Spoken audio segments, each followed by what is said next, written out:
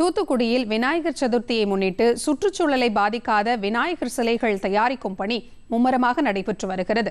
இது குறித்த ஒரு செய்தி தொகுப்பு. ஆவணி மாதத்தில் வரும் வளர்பிறை சதுர்த்தியில் விநாயகர் சதுர்த்தி விழா வெகு சிறப்பாக கொண்டாடப்படும். ஞானம், அறிவு, செல்வத்தின் கடவுளாக கருதப்படும் விநாயக பெருமானை சதுர்த்தியில் களிமண்ணால் செய்யப்பட்ட சிலைகளை வைத்து பூஜை செய்து வழிபடுவார்கள். விநாயகர் சதுர்த்திக்கு முன்பாக பல்வேறு பகுதிகளில் விநாயகர் சிலைகளை பொதுமக்களின் பார்வைக்காக வைக்கப்பட்டு பூஜை செய்யப்பட்டு அவற்றை கடல் மற்றும் நீர்நிலைகளை விசர்ஜனம் செய்வார்கள். இதற்காக தூத்துக்குடி, முத்தியாபுரம் உள்ளிட்ட சில பகுதிகளில் விநாயகர் சிலைகள் தயாரிப்பு பணி முழு வீச்சில் மேற்கொள்ளப்பட்டு வருகின்றன.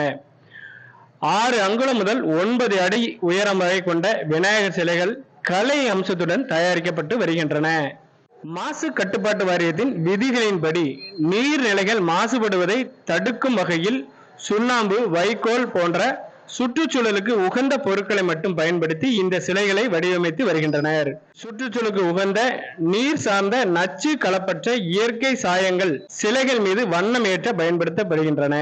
தூத்துக்குடி மாவட்டத்தில் 1000க்கும் மேற்பட்ட இடங்களில் விநாயகர் சிலைகள் பிரதிஷ்டை செய்யப்பட இருப்பதாக அமைப்பாளர் ராகவேந்திரா கூறுகிறார். விநாயகர் பெருமான் சிறந்த ஞான கடவுளாக வணங்கும் கடவுள் விநாயகர் பெருமான். தூத்துக்குடி மாவட்டம் முழுவதும் அனைத்து இடங்களும் ஒரு 1000க்கும் மேற்பட்ட விநாயகர் பிரதிஷ்டை செய்து கொண்டாட இருக்கிறோம்.